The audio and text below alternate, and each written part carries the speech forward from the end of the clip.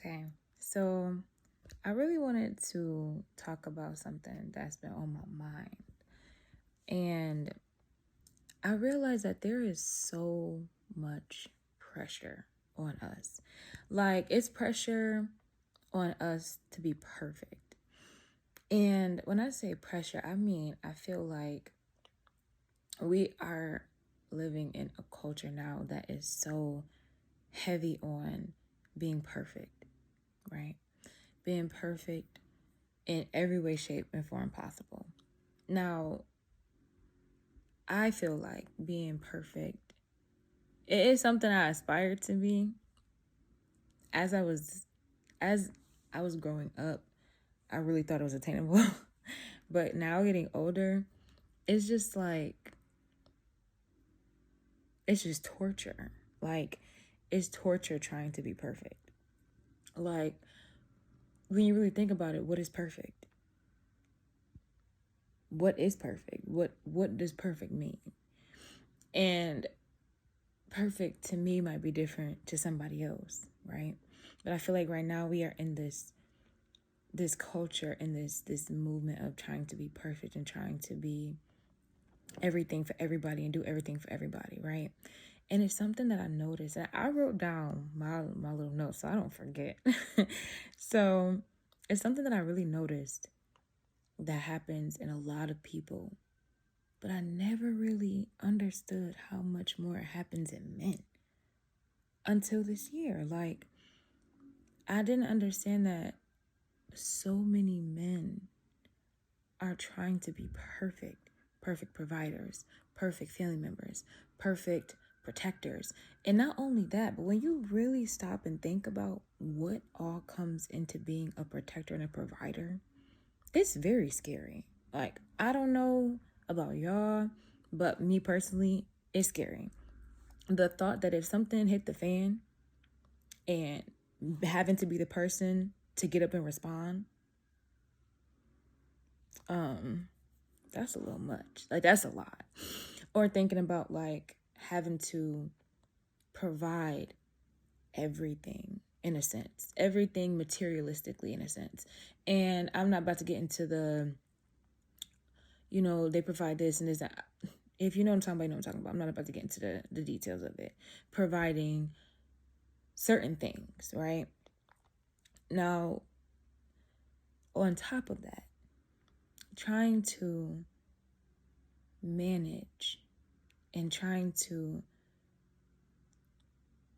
show up for people in the best capacity that you can, right? But I've come to really understand this year that that same grace that's given to women is not given to men. That's my personal opinion, which I'm entitled to. I feel like that same grace that's given to women of, you know, she just going through stuff, she got things going on. I don't really feel like it's given to men. And I really, really believe right now at this current moment, my belief is that the pressure that men carry, like, it's unfathomable. Like, I really can't wrap my mind around it. When I try to, I can't. Like, I've had different conversations just within the last year alone about the different things that men are going through, that have gone through, that are experiencing. And I cried. Like, I cried. But the craziest part about it is that when they would express it, it was as if it was this is just another day. This is just an everyday thing. This is nothing new.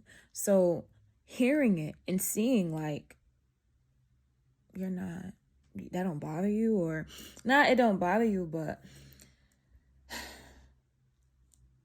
like, I feel for you. I'm not even you. I feel for you. Like, I can't even imagine how that feels for you. And it never really occurred to me how heavy and how much pressure. And I'm not just saying pressure is only on men. That's not what I'm saying. If that's what I was saying, I would have said it. That's not what I'm saying. But I'm saying that this particular thing, I realized how much pressure is on men. And then the pressure to the pressure leads to other things, trying to stay afloat. Like, how hard is it to stay afloat when people are criticizing your character because of a choice? When people are criticizing your masculine energy or your masculinity because of your views don't match with their views? Or how people critique you or criticize you because you do something for yourself, or because you choose not to keep pleasing everybody else for once, or like finally choosing to attempt to save yourself, and everybody sees you as a villain. It's just so crazy to me. The pressure that is on men is so crazy to me, and my heart just goes out to y'all. Like, it really does. Like, my heart goes out to y'all because y'all do, like, listen, ladies, if you are a female and you're listening, I dare you to go ask a man that you know is able to share in a capacity of honesty, because not everybody is ready to share. Not everybody is at that point where they want to share. Not everybody's at that point where they know how to share, right? I dare you to go ask a man how he is doing, and really, and like, ask how is he doing with this, or how is he doing with his job or his mental health, or listen. And my personal opinion is that in some way, shape, or form, as women, we have to do better. And when I say we have to do better, I'm not ignoring all the things that we do, because we do a lot, okay? We do a lot. But when I say do better, I mean just do better with checking in.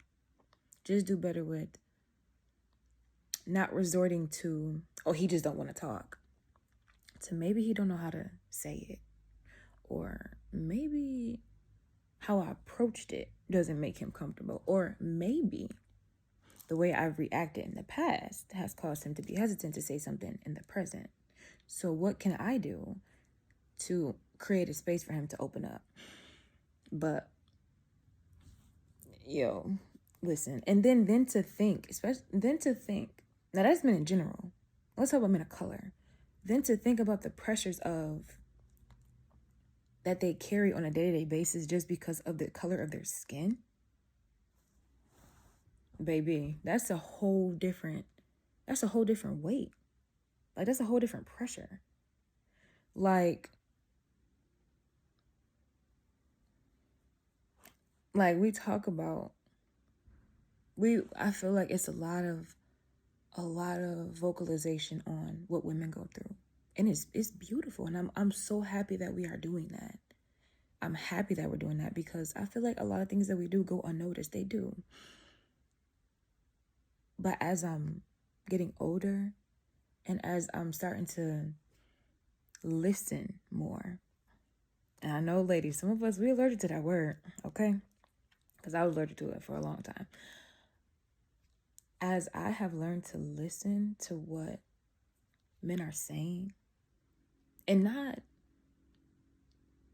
misconstrue it and deconstruct it to what I think they're saying, or what I feel like they said because of something that happened before, when I really sit back and listen to what they are saying, a lot of times it's just, I'm tired. Bro, like, I'm tired and I don't feel appreciated. Like, I'm doing all this stuff and everybody wants something, but nobody can really see me. It's like it was it was a conversation I had a while back. And the person I was speaking to, they said, I just want to know if I stop doing the things I did, would people still love me for me?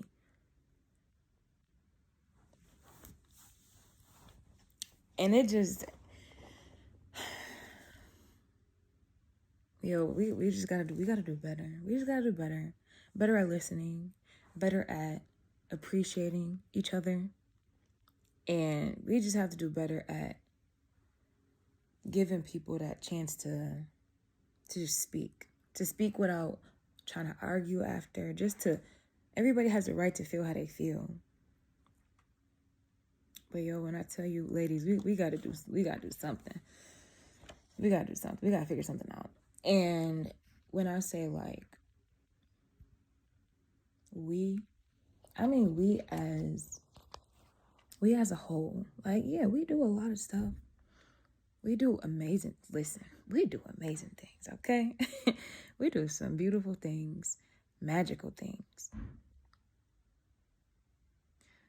But what good are those things without a man to protect us? What good are those things without a man to provide? What good are those things without balance, right? Without balance of feminine and masculine energy? What good are those things? Yes, that's wonderful, but is it really great if your partner is struggling? Is it really great if your cousin is struggling? If he's struggling? Is it really great if your uncle is struggling? If your father is struggling? If your brother is struggling? Is it really that great of a win? Are we really winning if the other half of us isn't?